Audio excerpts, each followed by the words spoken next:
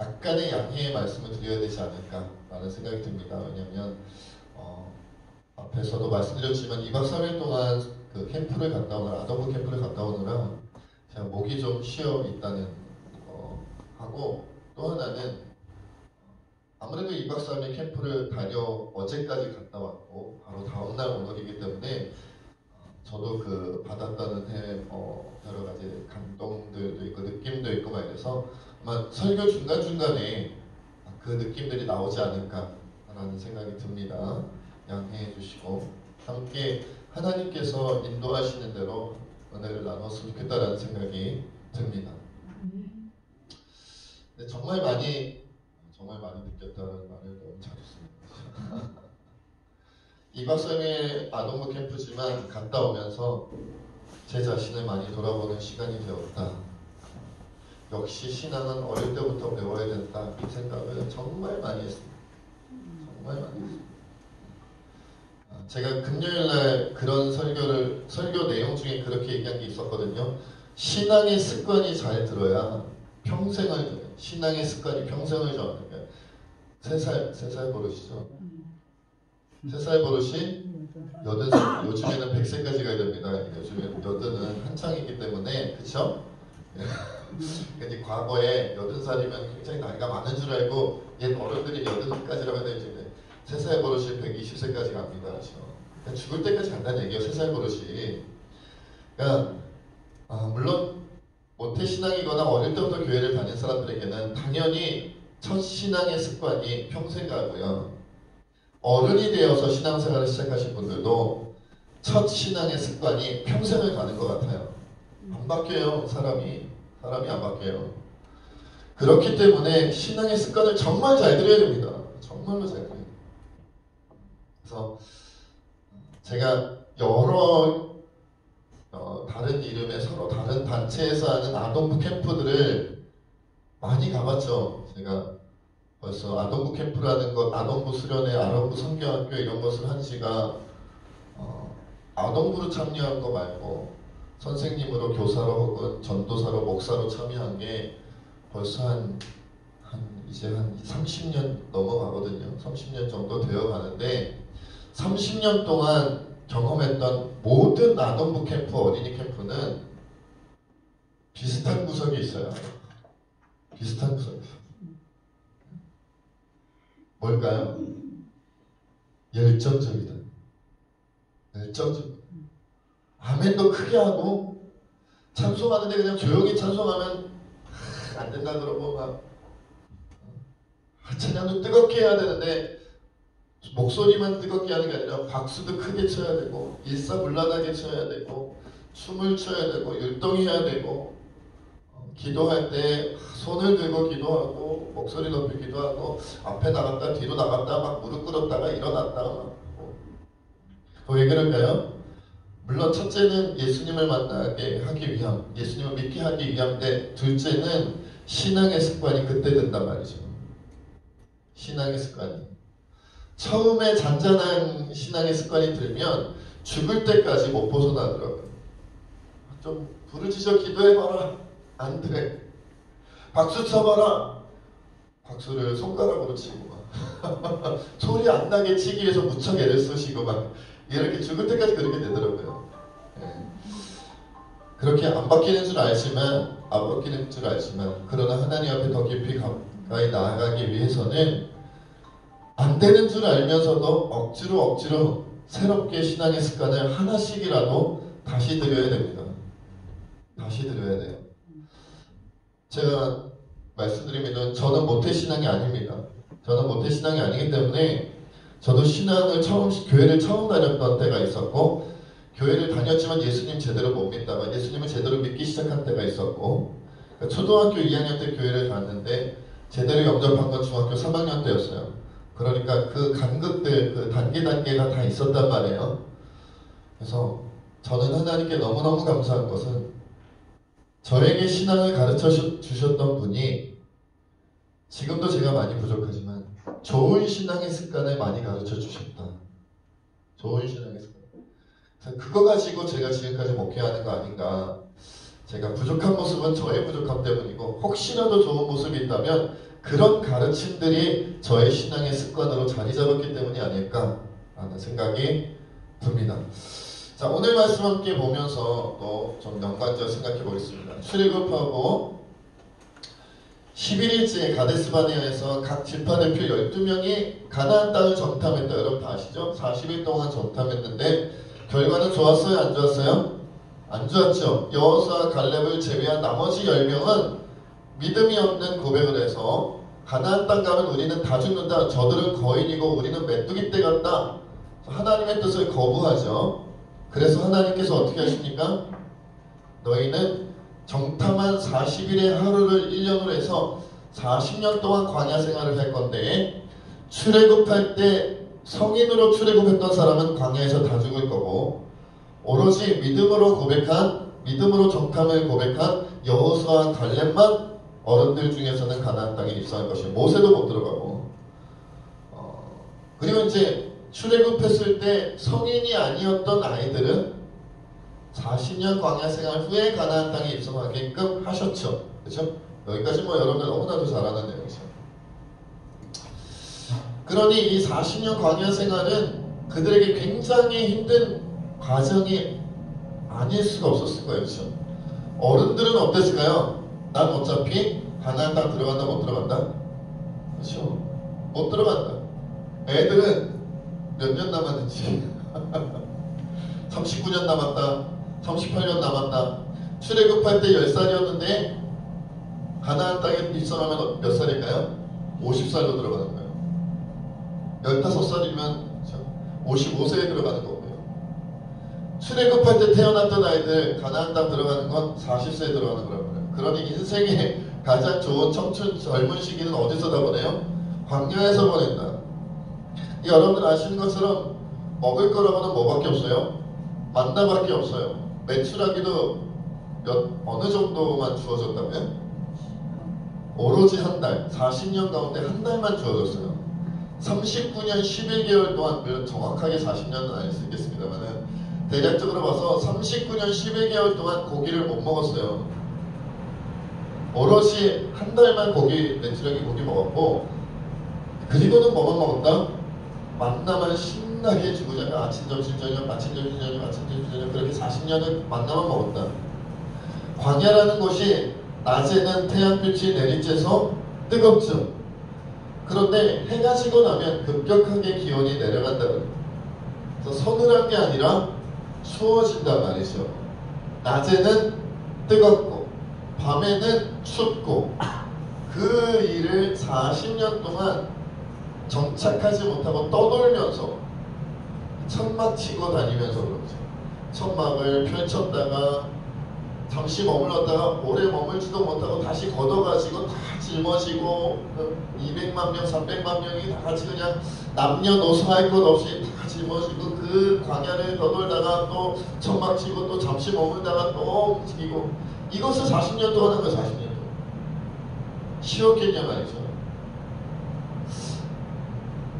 그러니까 그들의 믿음 없음 때문에 이렇게 하게 되어버렸지만 아마도 그들은 가운데 많은 사람이 그렇게 생각했을 것 같아요. 그냥 외국 가고 싶다.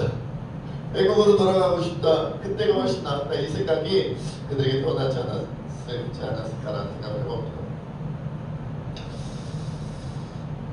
그러나 그럼에도 불구하고 하나님께서 이 광야 생활 가운데 그들에게 주어진 선물이 두 가지가 있었는데 지겹기는 했겠지만 첫째로 주어진 은혜는 뭘까요?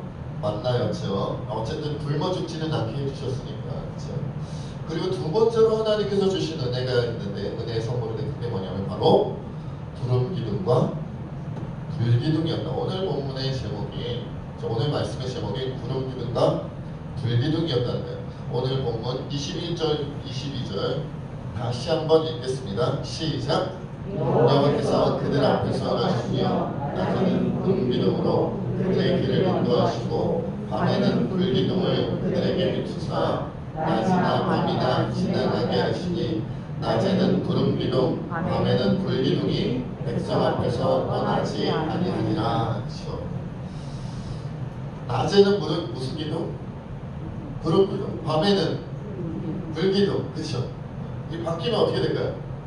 낮에 불 기둥, 밤에 구름 기둥. 이게 뭐 이렇게나 저렇게나 막 기둥이면 되지 않나 이렇게 생각할 수 있습니다만은 아까도 말씀드렸던 것처럼 광야의 대낮은 어떻다고요? 태양빛이 뜨겁게 내리쬐다. 태양빛도 뜨거운데 불기둥은 어떻게 될까요? 다 죽으라는 것이 점점 더 올라가서 그러니까 구름 기둥에 세워지면 어떻겠어요? 잠시 그 구름 기둥에 가려 무엇이 생겨요? 서늘한 그늘이 생기는 서늘한 그늘이. 그러니까 낮에는 구름 기둥이 맞는 거예요. 밤에는 어떻다? 급격하게 추워진다. 그러니까 불기둥이 딱 있으면 어떻겠어요? 그래도 조금은 따스함이 전해지지 않겠냐는 거예요. 그러니까 이게 바뀌면 된다 안 된다? 안 된다. 낮에는 구름 기둥이 임하는 것이 하나님의 은혜였고 밤에는 불기둥이 임하는 것이 하나님의 은혜였다. 지난주에 보니까 아동부 공과 내용이 구름 기둥, 불기둥이었어요. 주원이도 알더라고요. 낮에는 왜 구름 기둥이었을까? 그늘로 서늘하게. 밤에는 왜 불기둥이었을까? 따뜻하게 불로. 그거를 아동부 때부터 배웠고.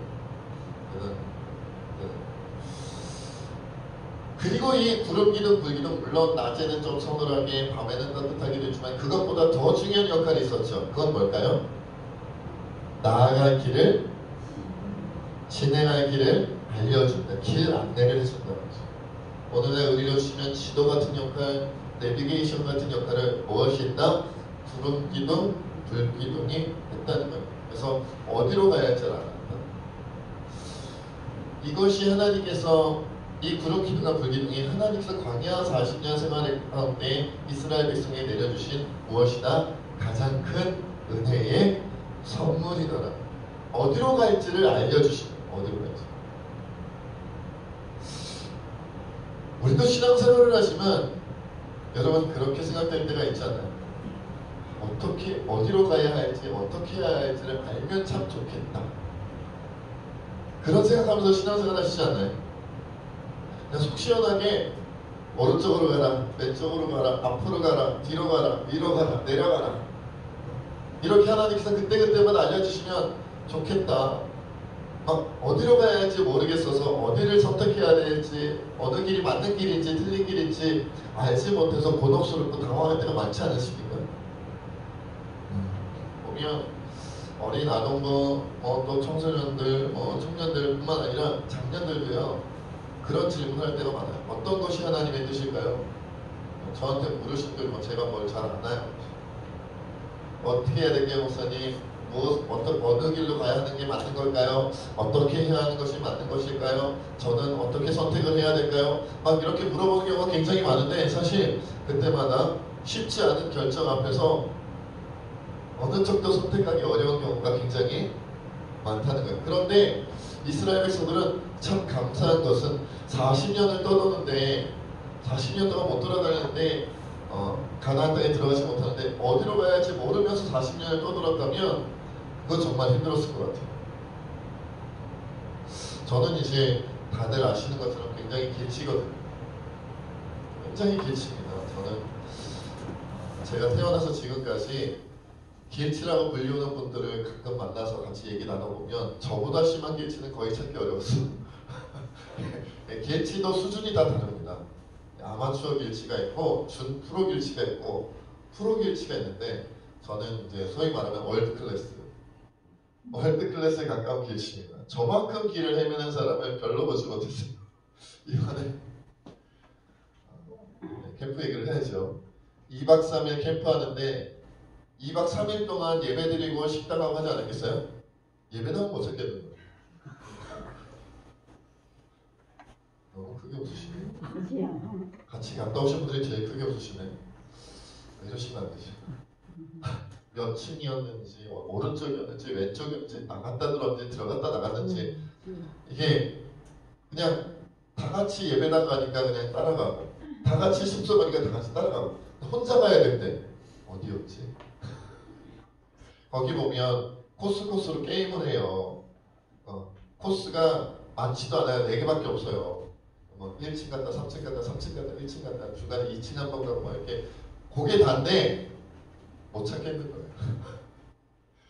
제가 이제 위험이 있고 키가 있고 막 이러니까 우리 조표말을 제가 들고 다녔단 말이에요. 제가 맨 앞에서 인도를 해야 돼요. 너무 그자리.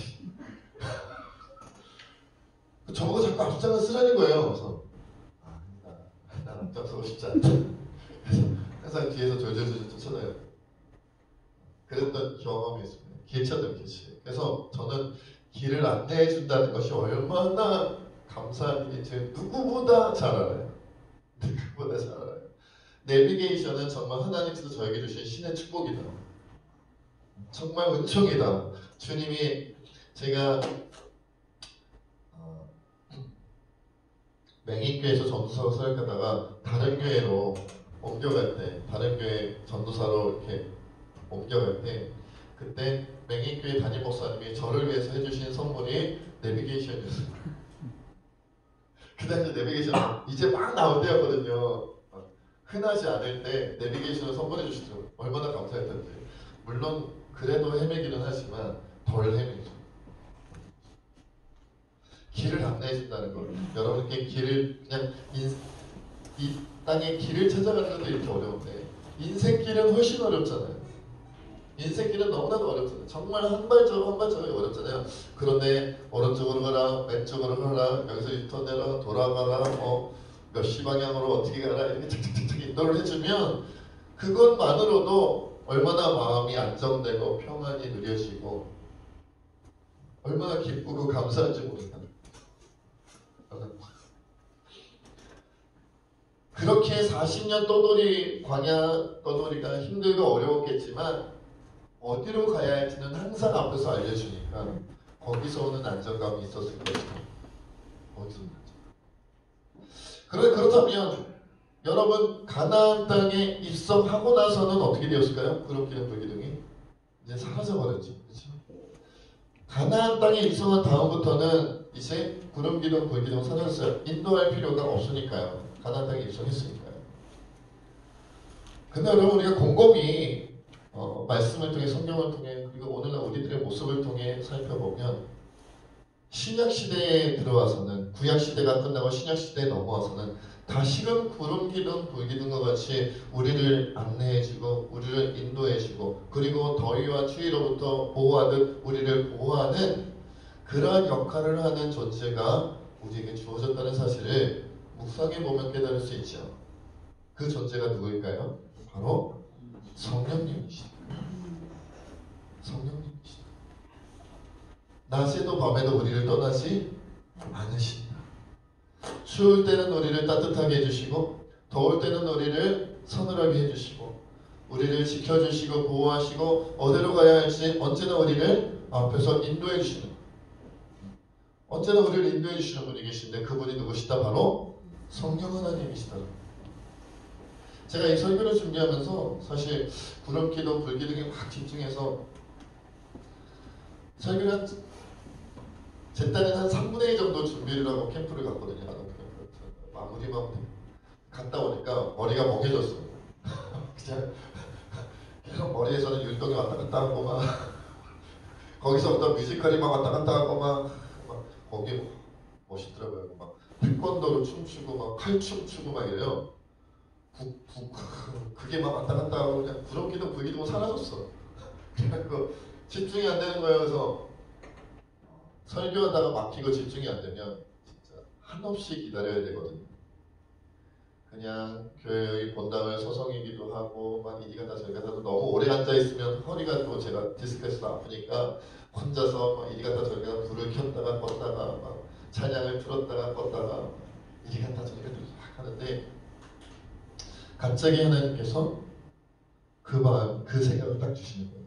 오늘날은 너를 인도하는 분이 없냐? 오늘날은 너를 인도하는 존재가 없냐? 생각해보니 있더라고요.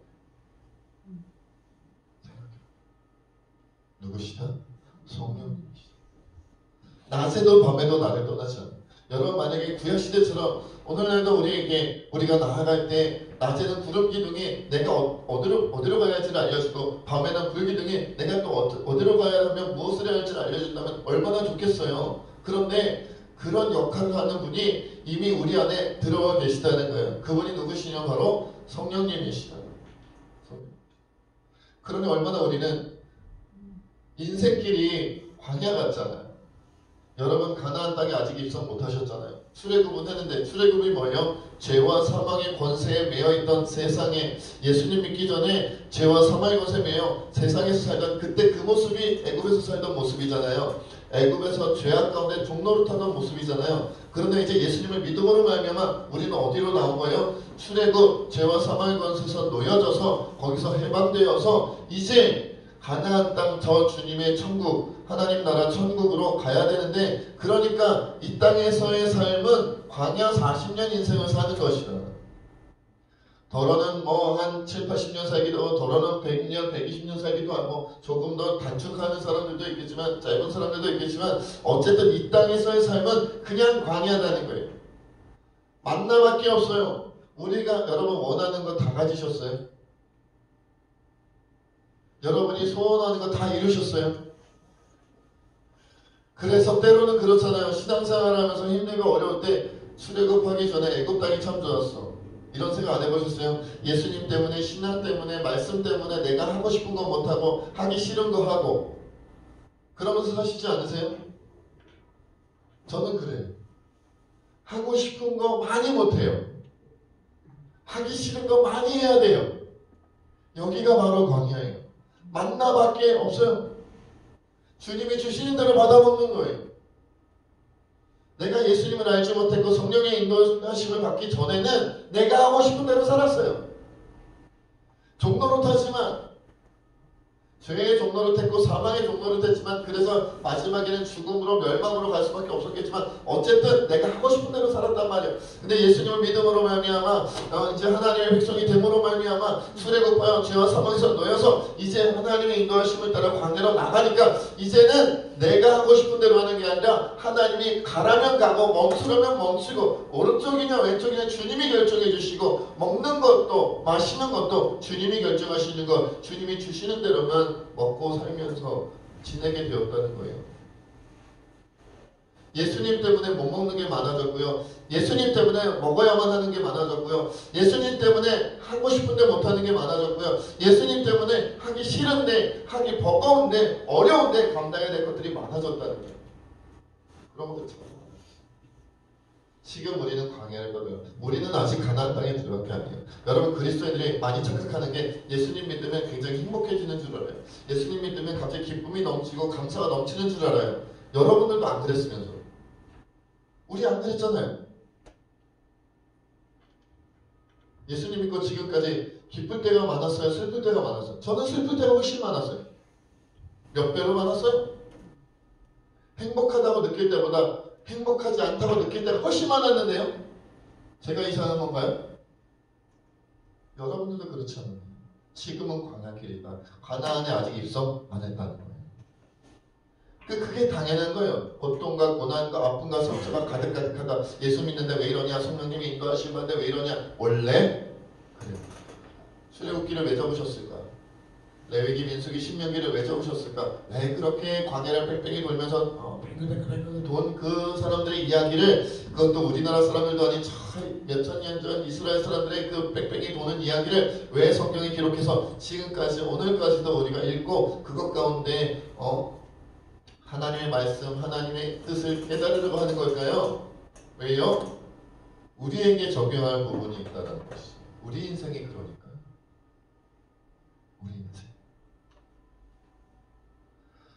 그러나 분명한 것은 그럼에도 불구하고 인도해 주시기 때문에 어디로 가야지는 알려주시기 때문에 저기로 가고 싶지는 않지만 가라고 하시네. 이걸 알게 되니까 그나마 다행이다라는 것이죠. 저거는 하고 싶은데 하지 말라고 하시네. 알려주시니까 다행이라는 것이죠. 그러니까 성령님이 우리의 구름기둥, 불기둥이 되어주시고 인도해 주시는데 그 성령님의 뜻, 그 성령님의 인도하시는 방향 그것을 우리가 어떻게 알 수 있을까요? 그러면 말씀을 통해 기도를 통해 깨닫는 것이죠. 그 구름기둥, 불기둥은 하나님께서 우리에게 보여주시는데 성령님께서 때로는 구름으로 말씀으로 때로는 불로 때로는 기도로 우리에게 갈 길을 제시하시고 인도하시고 역사하시고 보호해 주신다라는 거예요. 그래서 우리가 말씀을 잘 알아야 되고요. 그래서 우리가 기도하는 생활을 해요. 안 그러면 애굽에 있을 때랑 다를 바가 없어지는 거예요. 하나님의 뜻을 모르던 때와 똑같아지는 거예요. 말씀으로 기도로 성령님 인도하옵소서. 말씀으로 기도로 성령님 역사하여 주옵소서. 말씀으로 기도로 내가 어디로 가야 하는지를 알려주옵소서. 주의 종이 듣겠나이다. 그래서 말씀을 등한히 하는 사람들은 자꾸 헤맵니다. 말씀을 읽지 않고 말씀을 묵상하지 않고 말씀을 기억하지 못하는 사람들은 자꾸 이리 갔다 저리 갔다 하면서 헤맵니다. 그리고 항상 자기 뜻대로 합니다. 그러면서 하나님의 뜻이라고 착각합니다. 여러분, 기도하지 않는 사람은요, 결국은 자기 뜻대로 살아가면서 그것이 하나님의 길인 줄로 착각하며 살아갑니다. 많이 착각하며 살아갑니다. 그래서 기도를 하라는 거예요. 모르겠으면, 여러분, 저는요, 가끔 내비게이션이 먹통일 때가 있어요. 갑자기 지도가 사라지고. 그런 데 없나요? 갑자기 길 안내를 안 해줘요. 그럼 어떻게 합니까? 껐다 켰다 껐다 켰다 껐다 켰다. 제발 안내해줘. 그러면 그 길에서 살짝 벗어나서 다시 내비게이션 켜보고, 그 길에서 살짝 벗어나서 또 내비게이션 켜보고 이럽니다. 그러다 보면 어느 순간 딱 맞을 때가 있어요. 할렐루야, 아멘, 그러면서 따라갑니다. 여러분, 기도로 말씀을 읽을 때도 기도할 때도 막막할 때가 많잖아요. 막막할 때가 많아요. 저는 많았어요. 그러니까 그럴 때마다 어떻게 하느냐, 그러면 용을 쓰고 몸부림을 칩니다. 내가 기도하던 자리에서 깨닫지 못하고 응답받지 못하고 어떻게 해야 될지 모르겠습니다. 의식 많이 더 옮겨봤다가, 길에서 기도해봤다가, 예배당에서 기도해봤다가, 집에서 기도해봤다가, 시간도 바꿔보고 말이죠. 금식도 했다가, 밤늦게 기도하기도 했다가, 새벽에 주님 앞에 부르짖기도 했다가. 왜요? 내비게이션을 다시 맞추듯이. 분명한 것은 말씀이 그러하듯 기도가 우리의 뭐다? 나아갈 바를 알려주는 성령의 음성이다라는 거예요. 음성을 들려주시는 시간이다. 하나님의 내비게이션으로 성령님의 인도하는 그 목소리를 들려주시는 그 시간이 바로 기도 시간이다라는 거예요. 이것을 체험하면 기도를 안 할 수가 없어요. 말씀을 통해 길 안내를 받는 체험을 해보고, 기도를 통해 길 안내를 받는 체험을 해보면 말씀을 안 읽을 수가 없고, 묵상 안 할 수가 없고, 기도를 안 할 수가 없어요. 그런데 많은 그리스도인이 성경 잘 안 읽습니다. 묵상 잘 안 합니다. 기도 많이 안 합니다. 기도를 아예 안 하지는 않고 형식적으로 하더라고요. 굉장히 형식적으로.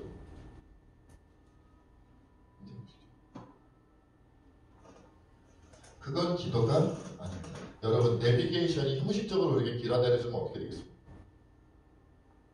이 길이 맞나 싶으면, 예전에 내비게이션 막 초창기에 막 처음 나왔을 때 제가 기억나는 게 있어요. 어딘가 저기 내비게이션을 타고 어느 길에 가고 있었어요. 어떤 건물로 들어갔거든요. 그냥 내비게이션이 가라는 데로 간 거죠. 그랬더니 오른쪽으로 끝까지 가래요. 왔는데 계속 가래요. 벽인데. 그게 이제 핑크백을 도는 데 있잖아요. 그쪽으로 더 가면 떨어져야 돼요.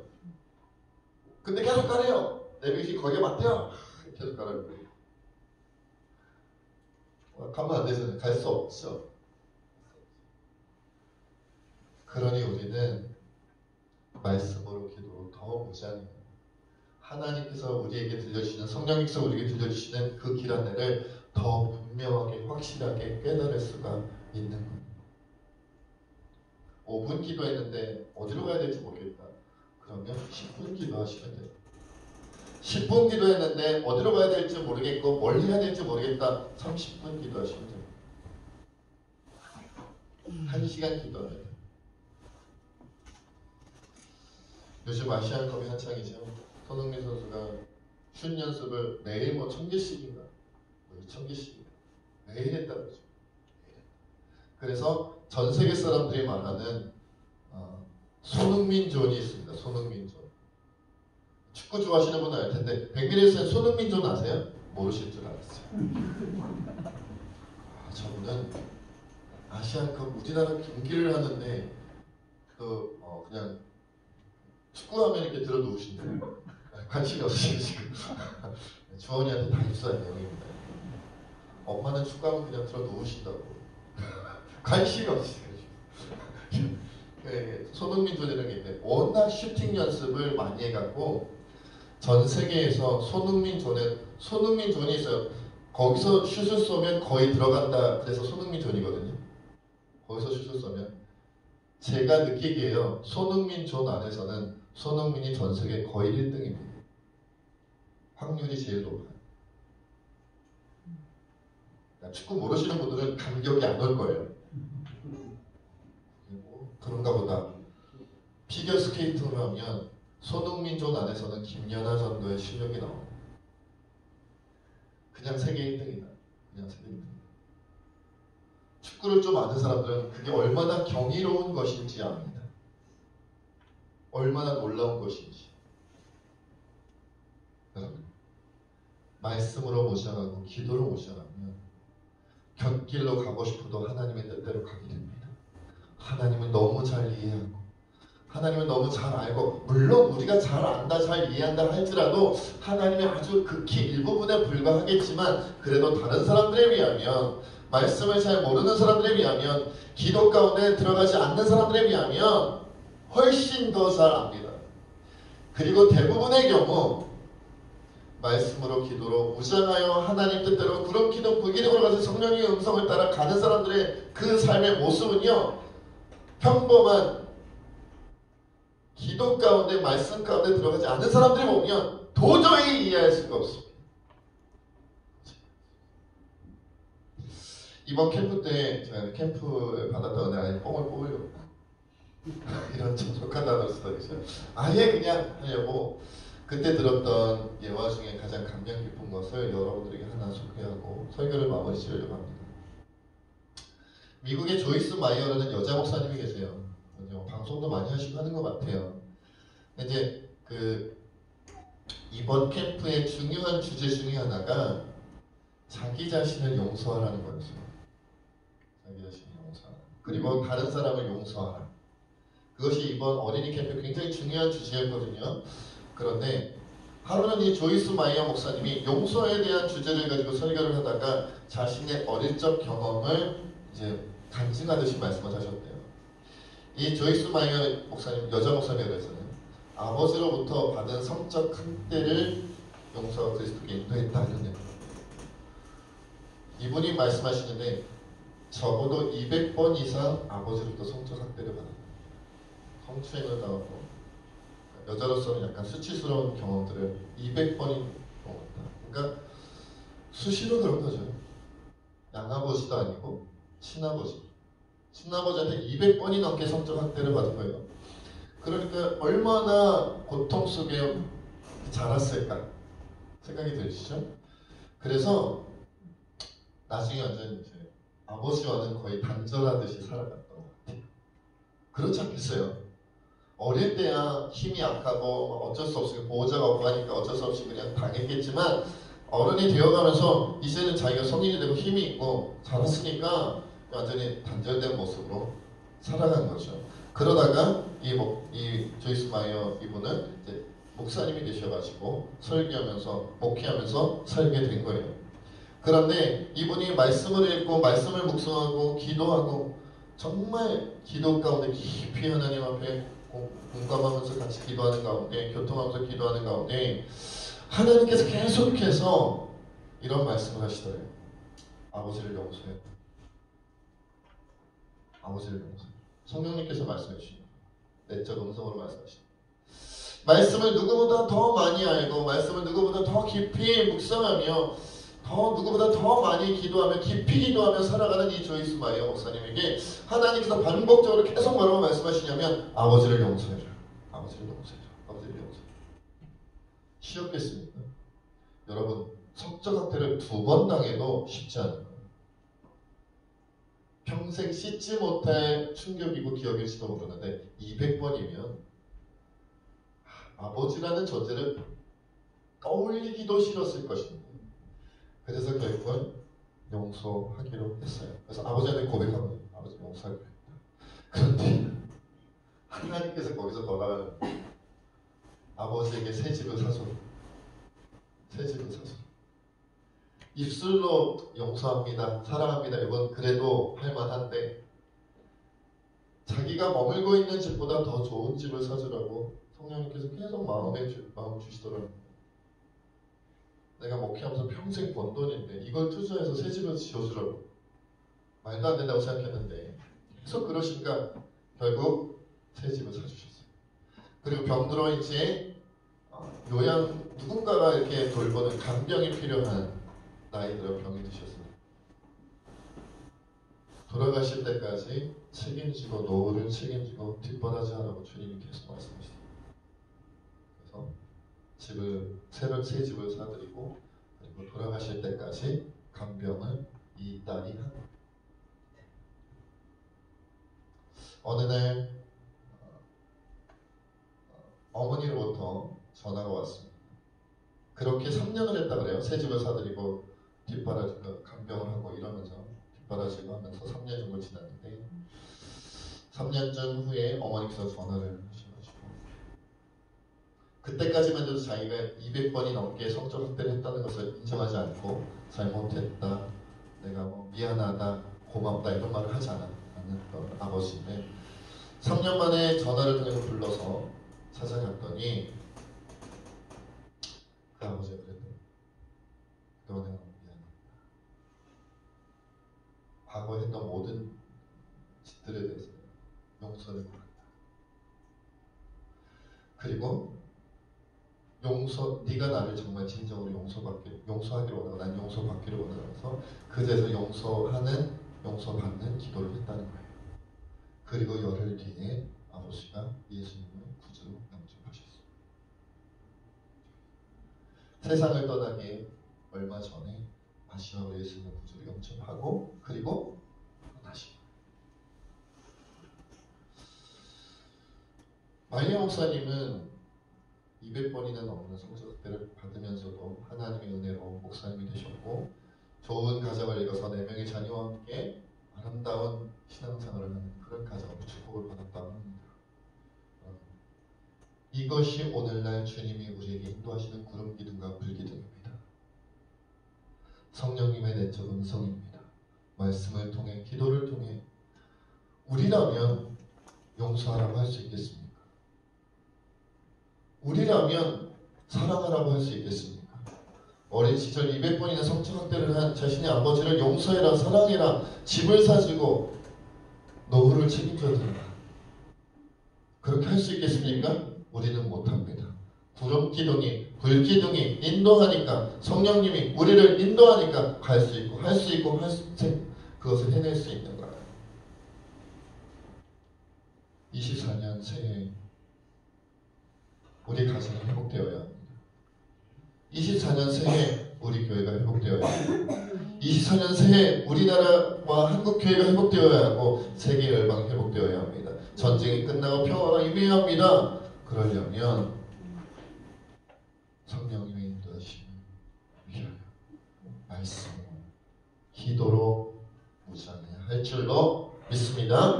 이 시간 함께 하나님 앞에 그렇게 기도하며 나가기 원하면 성령 하나님 도와주시기 함께 하옵소서. 나는 하나님께서 인도하시는 길로 갈 줄 모르는 사람입니다. 어디로 가야 할지 어떻게 살아야 할지 알지 못하는 사람입니다. 오늘날 말씀이 기도가 아버지 하나님 나에게 구름기둥과 불기둥과 같이 되어서 성령의 음성을 따라 주님을 따라갈 수 있게 달라고 이 시간 함께 하나님 앞에 기도하겠습니다. 아버지 하나님 오늘도 기도하면서